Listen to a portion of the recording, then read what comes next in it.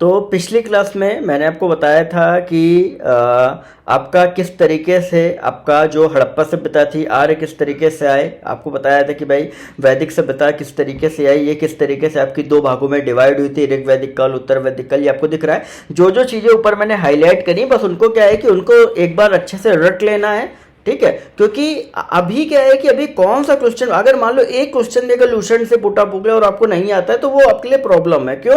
क्योंकि लूसेंट आपको रटनी ही रटनी है, मैं आपको बता चुका हूं। तो ऐसा कोई भी काम ना करो इससे प्रॉब्लम है। अब यहाँ पे नेक्स्ट है हमारा महाजनपदों का उदय। अब हुआ क्या कि वैदिक सभ्यता ये सब होने के बाद जब ये सब खत्म हो गई, तब उसके बाद क्या हुआ कि बुद्ध के जन्म से 6वीं शताब्दी, बुद्ध के जन्म से पूर्व 6वीं शताब्दी ईस्वी पूर्व में भारत में 16 जनपदों में बटा हुआ था। भारत जो था 16 जनपदों में बटा हुआ था। अब ये 16 जनपद दिए गए। अब आप कहोगे यार ये 16 जनपद कैसे क्या करें, तो ये चीजें क्या करनी होती, ये चीजें रटनी होती। बाकी जो सार होता है वो आपको समझना होता है, ये रटने वाली होती। कैसे रटो कि इनको रिलेट करो कि आज की डेट में क्या स्थान यहाँ पे आपको दिया गया है। देखो अगर महाजनपद आप देखो क्या है, अंग, राजधानी क्या थी, चंपा, कहाँ का वो है, भागलपुर, मुंगेर, बिहार का, ठीक है। मगध, आपको पता है मगध तो बिहार, पटना हो गया, गया हो गया, बिहार का ही है। इसकी राजधानी गिरिवज्र और आपका राजगृह थी। काशी, वाराणसी में पता है वाराणसी के आसपास उत्तर प्रदेश का हो गया। वस, कौशाम्बी, इलाहाबाद के आसपास का उत्तर प्रदेश। वज्र कहाँ का हो गया, वज्र हो गया मुजफ्फरपुर और दरभंगा के आसपास का क्षेत्र। वैशाली, विदय, मिथिला, बात समझ में आ गई। इसकी इस तरीके से थी, वैशाली, विदय और मिथिला भी थी, ठीक है। अब कौशल, श्रावस्ती, ये फैजाबाद उत्तर प्रदेश का साइड का है। अवंती, उज्जैन, महिष्मती, ये मालवा उत्तर प्रदेश की बात का है। मल्ल, कुशावती, ये देवरिया के आसपास का क्षेत्र है, गोरखपुर साइड का। पांचाल, अहिच्छत्र, कंपिल, ये बरेलू, बदायूं, फर्रुखाबाद के आसपास का एरिया है। चेदी, शक्तिमती, बुंदेलखंड का एरिया है। कुरु, इंद्रप्रस्थ, आधुनिक दिल्ली, मेरठ, हरियाणा का क्षेत्र है। मत्स्य, विराटनगर, जयपुर, राजस्थान के आसपास क्षेत्र है। कंबोज, हाटक, राजौरी और हजारा का उत्तर प्रदेश का है। सूरसेन, मथुरा उत्तर प्रदेश का है। अस्मक, पोटल, पोतन, गोदावरी का क्षेत्र है। और ये इंपॉर्टेंट है क्योंकि दक्षिण भारत का एकमात्र जनपद जो है वो आपका अस्मक है, जिसकी राजधानी पोटली या पोतन है। गांधार, तक्षशिला, रावलपिंडी, पेशावर, पाकिस्तान। गांधार कहाँ हो गया, तक्षशिला, रावलपिंडी, पेशावर, पाकिस्तान का जो एरिया, ठीक है।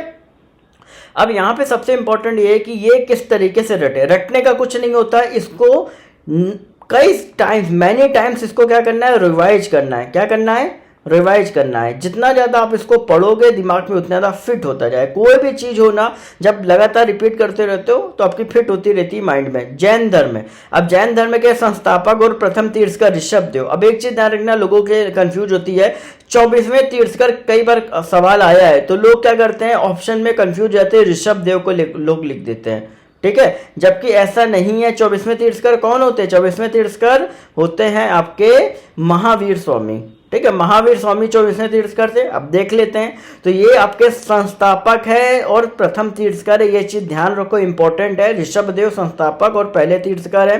23वें तीर्थंकर जो है पार्श्वनाथ। अब पार्श्वनाथ का नाम क्यों आया 23वें तीर्थंकर से, वो इस वजह से है क्योंकि इनका कुछ ना कुछ बैकग्राउंड रहा होगा। क्या बैकग्राउंड है कि ये काशी के इक्ष्वाकु वंशीय राजा अश्वसेन के पुत्र थे। अब काशी का नाम आया, काशी जनपद था, तो काशी की राजधानी आपकी क्या थी, वाराणसी थी। अभी ऊपर आया है, देखो यही चीजें को रिलेट करनी होती। काशी की राजधानी क्या है, वाराणसी आपकी है, ठीक है। तो ये क्या थे, इक्ष्वाकु वंश के राजा अश्वसेन के पुत्र थे, जिसकी वजह से इनका नाम हाईलाइट हुआ है पार्श्वनाथ का। और 30 वर्ष की अवस्था में संन्यास जीवन को इन्होंने स्वीकार लिया था, ठीक है। इनके द्वारा दी गई शिक्षा, अब क्या शिक्षा थी, देखो ये तो पता है कि जैन धर्म में लोगों के रहता है कि बिल्कुल हिंसा ना करना। आपको पता है कि जितने भी जैन धर्म के लोग होते हैं उनके लिए बहुत ज़्यादा कठोर होता है। अगर आप देखोगे खाना, मतलब खाने वगैरह में भी काफ़ी सारी चीज़ें वो करते हैं, त्यागते हैं। तो यहाँ पे वैसे कि हिंसा ना करना, किसी भी तरीके की हिंसा किसी भी दूसरे प्राणी पे ना करना। साथ ही किसी भी प्राणी या किसी भी व्यक्ति के विषय में अपने मन में द्वेष न रखना, उसके प्रति बुरी भावना ना रखना। साथ ही सदा सत्य बोलना, जीवन में हमेशा सत्य बोलो, बिल्कुल भी चोरी मत करना किसी भी चीज की। फिर आपका संपत्ति ना रखना, क्योंकि संपत्ति रखोगे तो मोह आएगा, और मोह आएगा तो आप इन सारे बंधनों से कभी निकल नहीं पाओगे। संपत्ति नहीं होगी तो आप सारे बंधनों से मुक्त रहोगे। ठीक है। फिर महावीर स्वामी जो है वो आपके 24वें और अंतिम तीर्थकर हुए। पहले थे, ये रिपीट करो, पहले थे ऋषभदेव और आपके संस्थापक भी यही थे। 23वें पार्श्वनाथ थे। और पार्श्वनाथ का नाम क्यों आया है? क्योंकि इक्ष्वाकु वंश के राजा अश्वसेन के पुत्र थे, इन्होंने 30 वर्ष में त्यागा। 4 था, हिंसा ना करो, चोरी ना करो, सदा सत्य बोलो, और चौथा कौन सा था? संपत्ति ना रखो। फिर महावीर स्वामी जैन धर्म के 24वें तीर्थकर और अंतिम थे। महावीर स्वामी के जन्म 540 ईस्वी पूर्व में कुंडग्राम वैशाली में हुआ था। कहाँ हुआ था? कुंडग्राम वैशाली में 540 ईस्वी में हुआ था। अब देखो पापा का नाम, क्योंकि इनका इंपॉर्टेंट रहता है, महावीर का पूछा भी जाता है। पापा का नाम क्या था? पापा का नाम सिद्धार्थ था। ज्ञातक कुल के सरदार थे इनके पिताजी, ज्ञातक कुल के सरदार थे। माता जो थी तिसला, ये आपकी राजा चेटक जो आपका है लिच्छवी राजा जो है राजा चेटक, उनकी बहन थी। ये चीज दिमाग में रखना कि पिता का नाम इनके क्या था? सिद्धार्थ था। ज्ञातक कुल के सरदार थे। और माता का नाम जो था वो त्रिशला था, जो कि लिच्छवी राजा चेटक की बहन थी। बात समझ में आ गई कि नहीं आ गई? ठीक है। तो अब इसके बाद नीचे चलते हैं। महावीर की पत्नी का नाम यशोदा था, पुत्री का नाम अनोजा प्रियदर्शिनी था। अब ये इंपॉर्टेंट है क्योंकि ये बहुत ही मेरे हिसाब से अभी तक एग्जाम में नहीं आया होगा। तो ये चीजें जो छोटी छोटी रह जाती हैं वो कई बार एग्जाम में पूछ दी जाती हैं। कई बार ऐसा भी पेपर आया था, तो वो उस टाइम पे वही स्कोर कर पाएगा जिसने अच्छे से रटा होगा।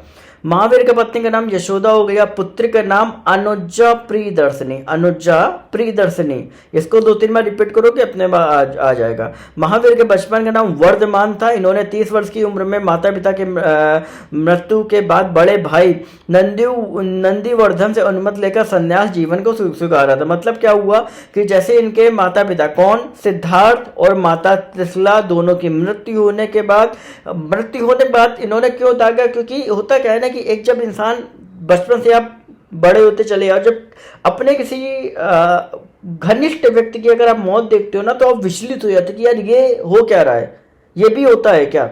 तो उस तरीके से इनको ये लगा कि जब माता पिता की मृत्यु तो उनको यही सारी चीजें फील हुई। जिसके बाद इन्होंने क्या किया कि सन्यास को, कि भाई हम इस जीवन से सन्यास ले रहे हैं। अपने भाई को सब कुछ दे के नंदीवर्धन से अनुमति ली, सब कुछ उनको दिया। इसके बाद फिर वो निकल गए। फिर 12 वर्षों की कठिन तपस्या के बाद महावीर को जंबिक के समीप ऋषपालिका नदी के तट पर साल वृक्ष के नीचे तपस्या करते हुए संपूर्ण ज्ञान का बोध हुआ। अब ये ज्ञान क्या होता था, कई लोग ये पूछेंगे। देखो, ज्ञान का मतलब ये नहीं कि आपको अद्भुत शक्तियां मिल जाए। ज्ञान का मतलब ये होता है कि इस संसार में जितनी भी चीजें आपकी हैं उनसे भली भांति आपका परिचय हो जाना। बात समझ, जैसे मान लो क्या हुआ कि मैं गुस्से में आपको बता रहा हूँ, गुस्से में डांट रहा हूँ, तो ये भी देखा जाए ना तो ये भी एक तरीके से इस पूरे संसार का एक पार्ट ऑफ है कि गुस्सा आना, रोना, ये वो। तो इन सारी जितनी भी चीजें, जो भी मोह माया जो लोग हम लोग कहते हैं, उनसे भली भांति परिचित हो जाना मतलब क्या होता है? ज्ञान का बोध हो जाना होता है। ठीक है। तो 12 वर्षों की कठिन तपस्या के बाद ज्ञान कहाँ प्राप्त हुआ, ये इंपॉर्टेंट है। जंबिक के समीप ऋषपालिका नदी के तट पर साल वृक्ष के नीचे इनको ज्ञान प्राप्त हुआ। इसी समय महावीर जिन मतलब क्या होता है? विजेता। अर्हत मतलब पूज, निर्ग्रंथ, बंधनहीन कहलाए। अब देखो यही हो गया जिन विजेता क्यों होता है कि अगर आपने अपनी इंद्रियों पे काबू कर लिया तो आप क्या होगा? विजेता कहला गए। पूज्य, जब आप अपने शरीर प्लस आसपास का जो भी आपका जो मोह माया उनसे कहीं ना कहीं आप विरक्त हो जाते हो तो आप पूजनीय हो जाते हो, क्योंकि आप लोगों को बता सकते हो, उनको समझा सकते हो। बात समझ में आ गई? ठीक। उनको एक मेंटर के तौर पे हम लोग अपने जो गुरु होते हैं उनको पूछते हैं कि नहीं पूछते हैं, तो वही चीज मेंटर के तौर पे होते हैं। तो इसी वजह से उनको अर्हत, पूज्य, ठीक है। निर्ग्रंथ मतलब बंधनहीन, अब सभी सारे बंधनों से मुक्त हो चुके, उनको मृत्यु, जन्म, किसी भी चीज का कोई उनको ना मोह है ना कुछ है, तो वो बंधनहीन हो गए।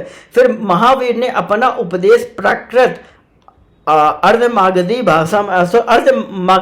भाषा में इन्होंने दिया हुआ। अब ये इंपॉर्टेंट है कि किस भाषा में इन्होंने पहला उपदेश अपना दिया हुआ था? प्राकृत भाषा में दिया था, जो कि आदि मगध की भाषा थी।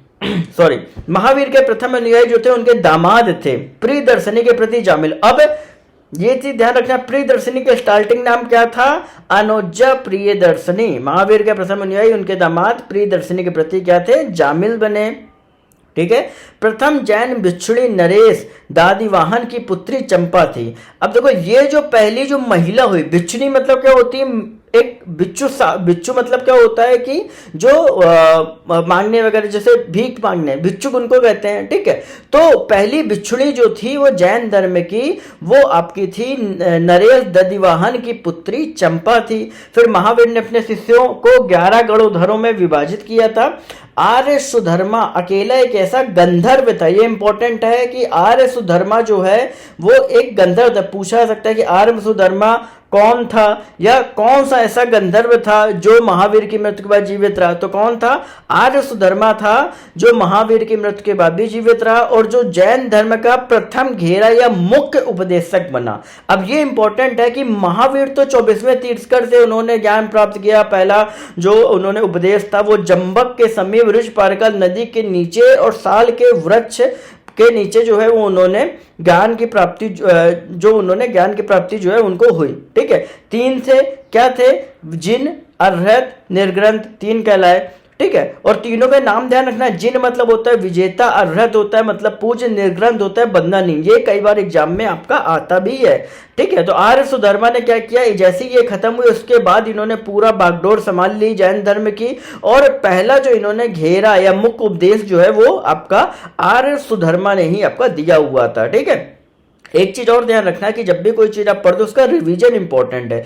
जितना रिवाइज करोगे उतना ही जल्दी आएगा। लगभग 380 में मगध में 12 वर्षों का भीषण अकाल पड़ा, जिसके कारण भद्रबाहु अपने शिष्यों सहित कर्नाटक चले गए, किंतु कुछ अनुयायी स्थूल भद्र के साथ मगध में ही रुक गए। भद्रबाहु के वापस लौटने पर मगध के साधुओं से उनका गहरा मतभेद हो गया, जिसके परिणाम स्वरूप जैन धर्म श्वेतांबर या दिगंबर 2 संप्रदायों में बट गया।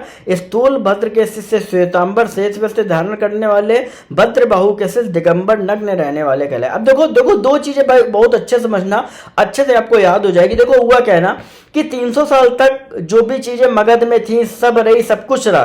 फिर क्या हुआ कि जब अकाल पड़ा 12 वर्षों का अकाल, मतलब ये समझ लो कि खाने को कुछ नहीं, पीने को कुछ नहीं, इतना ज्यादा प्रॉब्लम हो गई। तो उसके बाद क्या हुआ कि देखो 2 चीजें होती, जब भी किसी भी चीज की मुसीबत आती है ना, तो एक वो आदमी होता है जो आपको बांध के साथ में रखेगा और वहीं पर ही रहेगा और उस मिट्टी को छोड़ेगा नहीं। ठीक है। और एक वो होता है जो ये देखता है कि यार हमारा धर्म ना खत्म हो जाए, इस वजह से हम क्या करें, कम से कम कोई ना कोई इस धर्म के लिए बचना चाहिए। तो वो कुछ अपने लोगों को लेकर दूसरे के चले जाता है, और यही कारण हुआ आपका भद्रबाहु और स्थूल भद्र के साथ। ठीक है। भद्रबाहु ने क्या किया कि अपने शिष्यों को लेकर कर्नाटका चले गए, लेकिन स्थूल भद्र ने कहा कि हम अपनी जमीन को नहीं छोड़ेंगे, तो वो वहीं पे रुके। ठीक है। फिर जैसे ही वापस वो लौटे, ठीक, अब वापस लौटने के बाद क्या होता है कि आपस में कि भाई अब तो सब कुछ सही हो गया, फिर आप लोग क्यों वापस लौटे? कई बार ऐसा मतभेद होता है, उसकी वजह से मतभेद हुआ, जिसके बाद ये क्या हो गया, आपस में डिवाइड हो गए। श्वेतांबर, क्योंकि वहां पे ऑलरेडी सारी चीजें खाने पीने को लेके बाकी सारी चीजें अवेलेबल थी, कपड़े वगैरह, तो ये कपड़े पहनते थे, तो ये श्वेतांबर को बोला गया, सफेद कपड़े पहनने वाले। दिगंबर बोला गया जो कपड़े वस्त्र धारण नहीं करते। अब यहां से आप वहां गए हो कर्नाटक, तो वहां पे क्या कैसा क्या नई जगह ये वो, तो इस वजह से जो आपका जो 2 भागों में डिवाइड हुआ, इस तरीके से आपका डिवाइड हुआ। अब समझ में आ गया। तो दिगंबर कौन से जो शिष्य या जो जिनके अनुयायी कहलाए, वो थे आपके किसके, आपके भद्रबाहु के, जो कर्नाटक चले गए थे। श्वेतांबर कहलाए आपके स्थूल भद्र के, क्योंकि श्वेत वस्त्र धारण करते और वो मगध में ही आपके रुके थे। बात समझ में आ गई। इस तरीके से जैन धर्म के जो 2 संप्रदाय थे वो आपके डिवाइड हो गए। अब यहाँ पे इंपॉर्टेंट है चिन्ह दिया गया कि जैन धर्म के चिन्ह, अब ये ध्यान कर लो, ऋषभदेव का जो चिन्ह था वो सांड था, अजितनाथ का था हाथी, संभव का था घोड़ा, सप्तम का संपार्श्व का था स्वस्तिक, शांति 16वें तीर्थंकर का था हिरण। ठीक है। शांति उसका नाम था। नाम 21वें का था नील कलम सॉरी अरिष्टनेमी का था 22वें, ये आपका संघ था। पार्श्वनाथ, जो आपका अभी मैंने पार्श्वनाथ के बारे में बताया था कि वो किसके पुत्र थे, अश्वसेन के पुत्र थे, इक्ष्वाकु वंश के राजा के। ठीक है। जिन्होंने 4 सिद्धांत वो किए थे।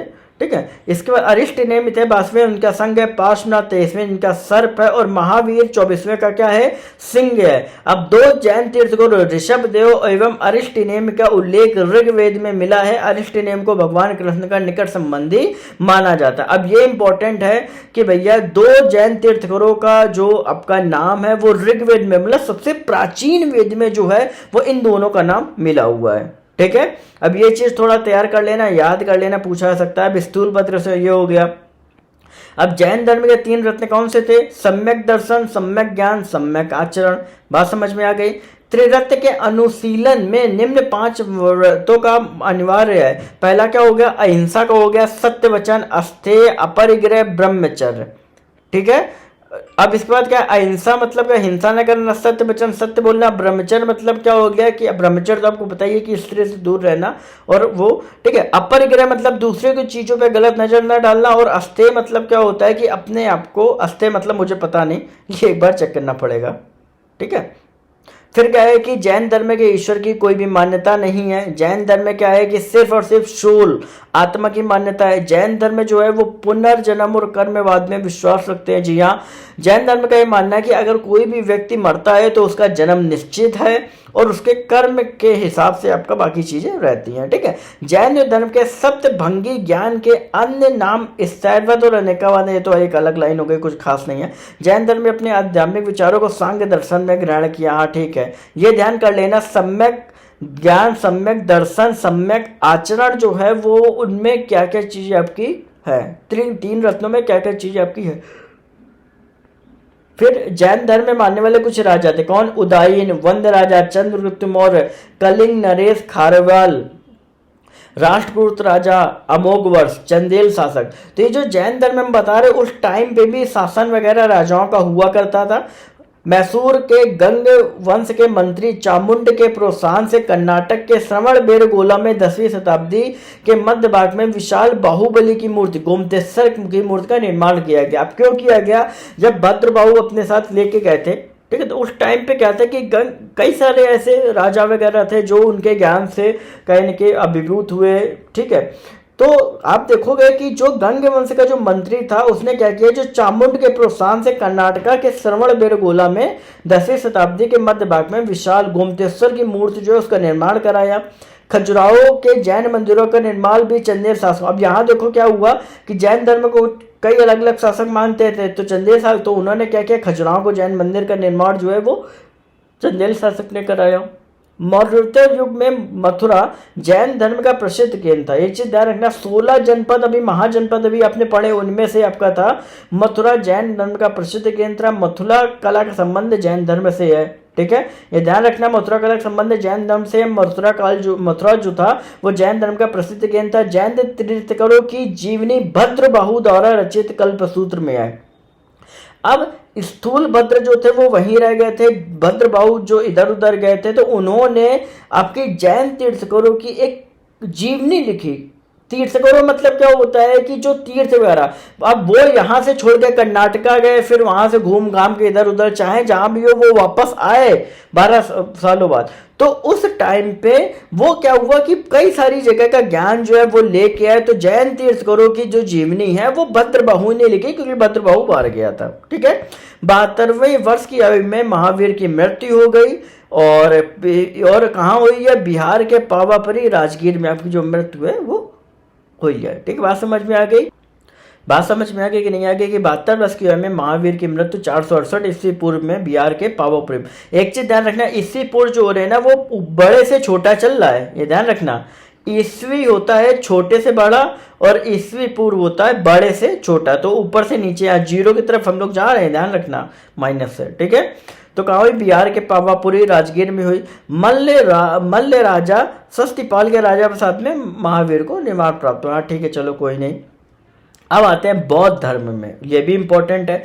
बौद्ध धर्म के संस्थापक गौतम बुद्ध थे। एशिया का ज्योति पुंज, लाइट ऑफ एशिया भी बोला जाता है, बिल्कुल सही बात है। लाइट ऑफ एशिया बौद्ध धर्म को से संस्थापक गौतम बुद्ध को बोला जाता है, ठीक है। और गौतम बुद्ध का जन्म 563 ईस्वी में कपिल वस्तु के लुम्बिनी नामक स्थान पे हुआ था। पिता का नाम सुद्धोधन सांक्यगढ़ के मुखिया थे, माता का नाम माया देवी, ठीक है। और जैसे ही इनकी मृत्यु हुई, उसके जन्म के 7वें दिन ही जो है वो आपकी हो गई थी, ठीक है। मतलब जैसे ही ये पैदा हुए 7 दिन बाद जो है उनकी माता माया देवी जो है वो आपकी खत्म हो गई थी। लालन पोषण जो है इनकी सौतेली माँ प्रजापति गौतमी ने किया था।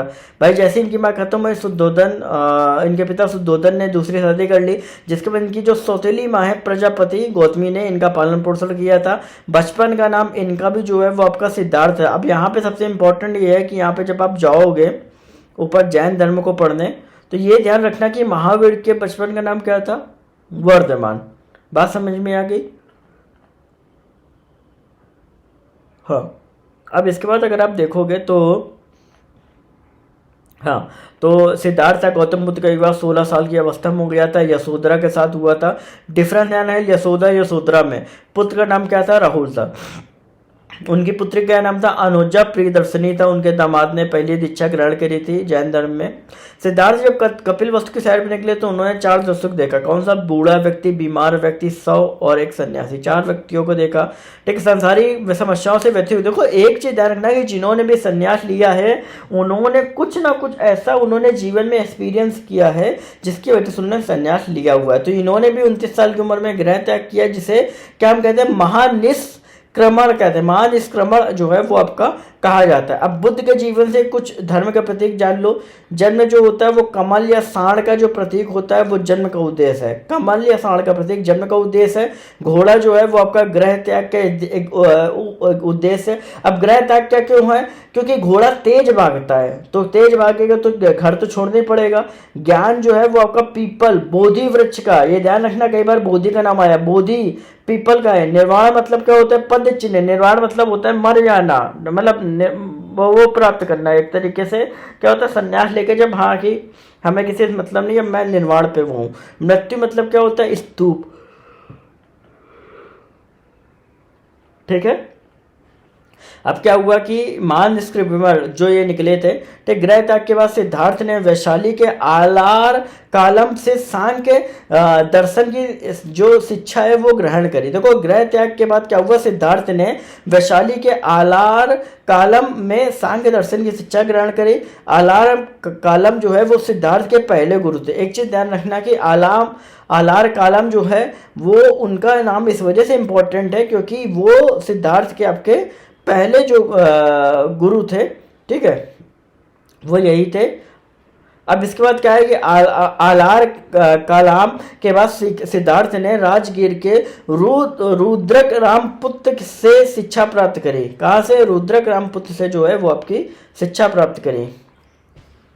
तो यहाँ पे आप देखोगे आलार कलाम के बाद सिद्धार्थ ने राजगीर, ठीक है, रुद्र का रामपुत्र से शिक्षा इन्होंने प्राप्त की, ठीक है। फिर क्या हुआ कि उरुवेला में सिद्धार्थ को कौंडिन्य, वप्पा, भादिया, महानामा और असागी नामक 5 साधक मिले, ठीक है। अब यहाँ पे क्या है कि यहाँ पे ये इंपॉर्टेंट है, जैसे मान लो आप जब पढ़ रहे होगे तो आपको ये समझ में आना चाहिए कि अगर मान लो आपसे ये क्वेश्चन पुटअप कर दिया जाए कि भाई उरुवेला में सिद्धार्थ को कितने साधक मिले थे या कौन कौन से साधक, हालांकि कई बार क्वेश्चन आपका काफ़ी डीप में पूछ दिया जाता है, तो आपको ये सारी चीज़ें आनी चाहिए, ठीक है।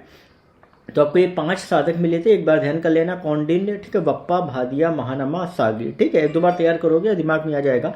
बिना अन्न जल ग्रहण किए 6 वर्षीय कठिन तपस्या के बाद, मतलब अन्न भी नहीं जल भी नहीं, दोनों चीज़ें, 35 वर्ष की आयु में वैशाली की वैशाख की पूर्णिमा की रात निरंजना नदी के किनारे, ठीक है, पीपल वृक्ष के नीचे सिद्धार्थ को ज्ञान प्राप्त हुआ था, ठीक है। यहाँ पे पीपल वृक्ष और आपको महावीर स्वामी को क्या, कहाँ पे आपको वो हुआ था, साल के वृक्ष के नीचे, ठीक है। तो ये ध्यान रखना कि वैशाख की पूर्णिमा को रात को निरंजना नदी के किनारे पीपल वृक्ष के नीचे सिद्धार्थ को ज्ञान प्राप्त हुआ। ज्ञान प्राप्ति के बाद सिद्धार्थ बुद्ध नाम से जो है वो जाने लगे और वो जो स्थान जहाँ पे इनको ज्ञान प्राप्त हुआ वो आपका बोध गया कहलाया।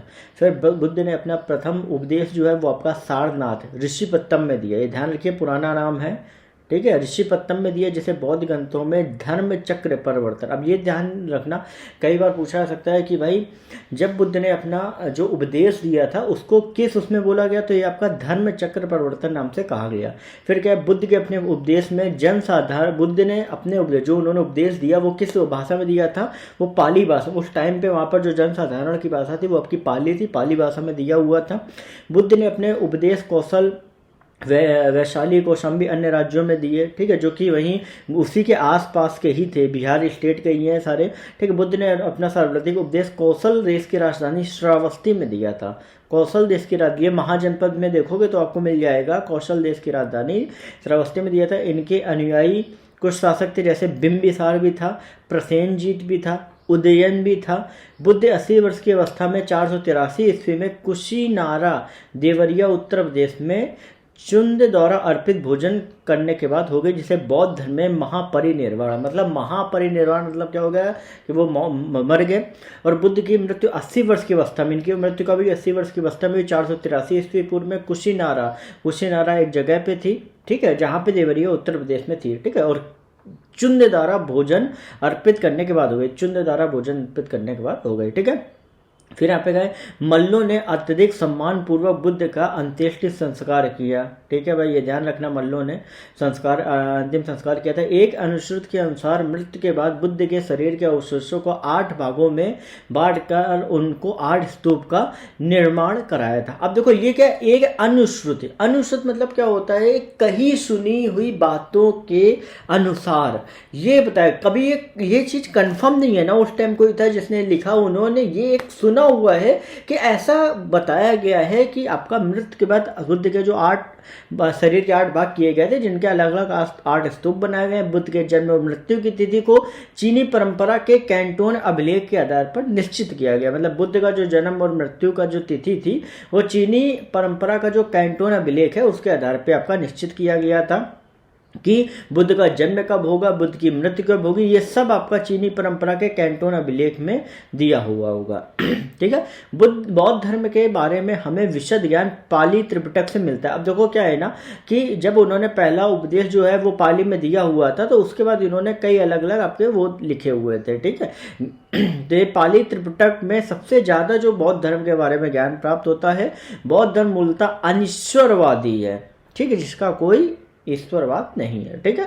तो और इसमें आत्मा की प्रतिक्रिया नहीं, जैसे क्या है कि जैन धर्म में क्या होता है कि आपका ईश्वर का नहीं, लेकिन आत्मा को सर्वस्व माना गया है, जैन धर्म का पूरा ये है, ठीक है।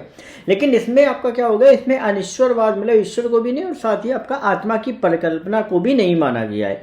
बौद्ध धर्म में पुनर्जन्म की मान्यता है, जैन धर्म में पुनर्जन्म मृत्यु दोनों की थी, इसमें सिर्फ पुनर्जन्म की मान्यता है। तृष्णा को छीड़ हो जाने पर अवस्था को ही बुद्ध ने निर्वाण कहा है। मतलब निर्वाण मतलब क्या होता है कि किसी भी चीजों से विरक्त हो जाना, जो आपकी इच्छाएं हैं। तृष्णा मतलब क्या होता है, इच्छाएं होती है। क्षीण मतलब क्या होता है, समाप्त होना, मतलब अपनी इच्छाओं को पूरी तरीके से समाप्त कर देना ही निर्वाण है, जो कि मैंने आपको अभी बताया था कि अपनी इंद्रियों पे विजय पा लेना, ठीक है, उसी चीज को। विश्व दुखों से भरा है, ये क्या है कि इसका जो सिद्धांत था बुद्ध ने उपनिषद से लिया था। उपनिषद में ये जो सिद्धांत दिया गया था कि विश्व में हर इंसान को दुख है, जरूरी नहीं कि हर कोई इंसान सुखी हो। जैसे किसी के पास पैसा है तो वो शरीर से दुखी है, किसी के पास मतलब हेल्थ वगैरह सब कुछ कोई दिक्कत, लेकिन वो पैसे से दुखी है। तो हर दूसरा इंसान जो है कुछ ना कुछ बातों से दुखी है। बुद्ध के अनुयायी 2 भागों में विभाजित थे, पहला भिक्षुक था, दूसरा उपासक था। भिक्षुक क्या हुआ कि बौद्ध धर्म के प्रचार के लिए जिन्होंने संन्यास ग्रहण किया वो भिक्षुक कहलाए, ठीक है। और दूसरा आपका क्या था कि गृहस्थ जीवन व्यतीत करते हुए बौद्ध धर्म अपनाने वाले को उपासक कहा गया। तो इन्होंने 2 कैटेगरी कर दिया कि भाई आप अगर चाहो तो जो उपासक थे वो बुद्ध धर्म को वो करके अपना गृहस्थ जीवन पूरी तरीके से जैसा लोग नॉर्मल जीवन जीते हैं वैसा करते हैं, उनको उपासक बोला गया।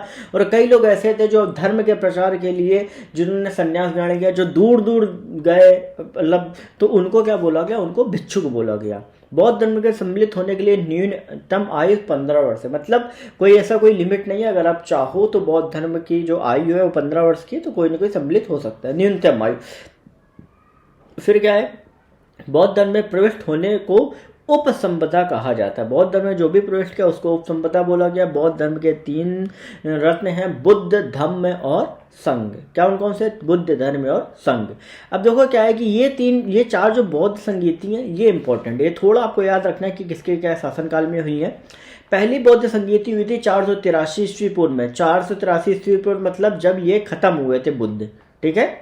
तो ये आपकी तब हुई थी राजगृह में हुई थी। राजगृह कहाँ है तुम्हारी? ये चारों जो है वो बिहार में ही है, जहाँ तक, हाँ चारों बिहार में ही है।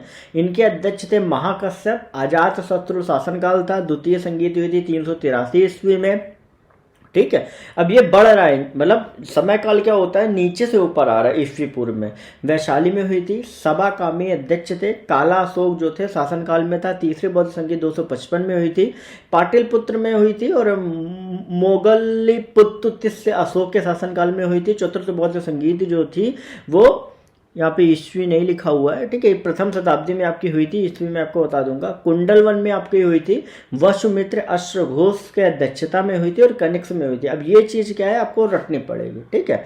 चौथी बौद्ध संगीत के बाद 2 भागों में बुद्ध धर्म बंटा था। एक आपका हीनयान और महायान में आया था। धार्मिक जुलूस का प्रारंभ करने से पहले बौद्ध धर्म प्रारंभ हो गया था। बौद्ध का सबसे पवित्र त्योहार वैशाख पूर्णिमा। अब ये ध्यान रखना कि बुद्धों का सबसे पवित्र त्योहार जो है वो तुम्हारा वैशाख की पूर्णिमा है। दिमाग में रख लेना कि बौद्धों का सबसे पवित्र त्योहार तुम्हारी वैशाख की पूर्णिमा है, जिसे बुद्ध पूर्णिमा के नाम से जाना था। क्या जाना था? आप देखते हो कि छुट्टी में बुद्ध पूर्णिमा।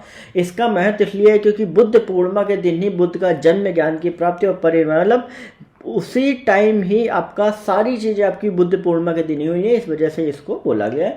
बुद्ध ने सांसारिक दुखों को 4 सत्यों में उपदेश दिया, जैसे दुख, दुख संप्रदाय, दुख निरोध, दुख निरोधगामी प्रतिपदा, ठीक है। चार आर्य सत्य दुखों के बारे में दिए। अब दुखों से मुक्ति यदि बुद्ध ने अष्टांगिक मार्ग की बात की, मतलब अगर इस संसार में आपको अपने दुखों से मुक्ति चाहिए तो अष्टांगिक मार्ग जो है वो आपको अपनाना पड़ेगा। अब ये साधन कौन कौन से हैं?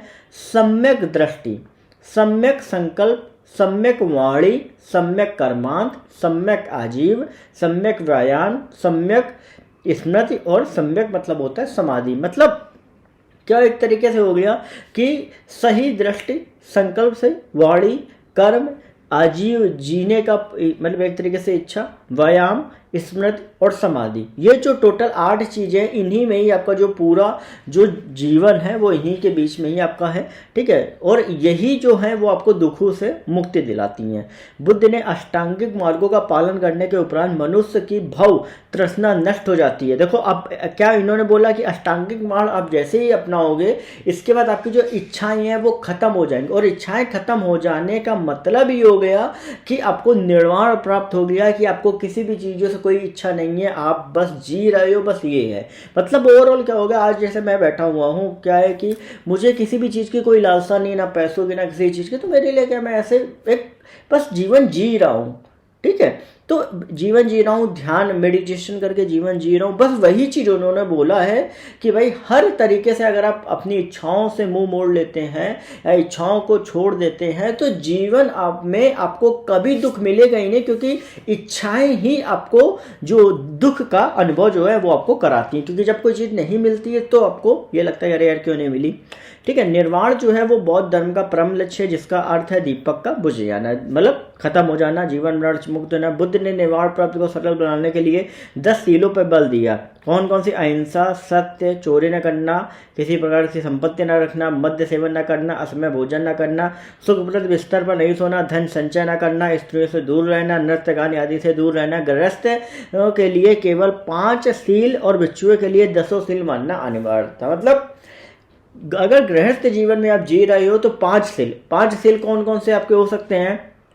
जैसे अहिंसा, सत्य, अस्तेय, ठीक है, अपरिग्रह और मद्य सेवन, ठीक है। तो इनमें से टोटल 5 जो सील है वो आपके बताए गए हैं, और भिक्षुओं के लिए 10 सील बताए गए। हालांकि यहाँ के 10 में वर्णन। अब देखो क्या है, नृत्य गान, स्त्रियों से दूर रहना, ठीक है, धर्म सच्चाई, सुखप्रद बिस्तर, ये 4 से 5 जो सील जो आपका गृहस्थों के लिए नहीं बताया गया है, क्योंकि ये पॉसिबल ही नहीं है, ठीक है। इसलिए भिक्षुओं के लिए 10 है, यहाँ पे 5 है, ठीक है। बुद्ध ने मध्यम मार्ग का उपदेश दिया। अनिश्वरवाद के संबंध में बौद्ध धर्म और जैन धर्म दोनों में समानता है। ये क्वेश्चन पुटअप हो सकता है कि भाई किस मत के संबंध में दोनों में समानता है। तो अनिश्वरवाद के संबंध में दोनों में समानता है। जातक कथाएं प्रदर्शित करती है बोधिसत्व का अवतार मनुष्य के रूप में भी हो सकता है और पशुओं के रूप, बोधिसत्व का अवतार दोनों में हो सकता है। बोधिसत्व के रूप में पुनर्जन्म की दीर्घ श्रृंखला के अंतर्गत बुद्ध ने शाक्य मुनि के रूप में अपना अंतिम जन्म प्राप्त किया। मतलब बोधिसत्व के रूप में पुनर्जन्म की जो श्रृंखलाएं हैं उसके अंतर्गत बुद्ध में शाक्य मुनि के रूप में अपना अंतिम जन्म प्राप्त किया। इसके उपरांत मैत्रेय तथा अनाम बुद्ध भी अवतरित होने के शेष हैं। ठीक है, सर्वाधिक बुद्ध मूर्तियों का निर्माण गांधार शैली के अंतर्गत किया गया, लेकिन बुद्ध की प्रथम मूर्ति संभवतः मथुरा काल के अंतर्गत बनी हुई थी। अब ये चीज क्या है, ये चीज मतभेद में है। ठीक है, क्या है कि जितनी भी बुद्ध मूर्तियां थी वो गांधार कला शैली के अंतर्गत तो किया गया, लेकिन पहली जो मूर्ति जो थी वो मथुरा काल के अंतर्गत आपकी बनी हुई थी। फिर आपका चालू हो जाता है शैव वंश। अब यहां से क्या है, यहां से आपका चालू हो जाएगी पूरी कि किस किस तरीके से क्या हुए। फिर धर्म हो गया ईसाई धर्म। ठीक है, तो अभी हम लोग बौद्ध धर्म तक ही रखेंगे। बौद्ध धर्म के बाद जो है वो हमारा नया क्लास जो है वो आपका चालू होगा।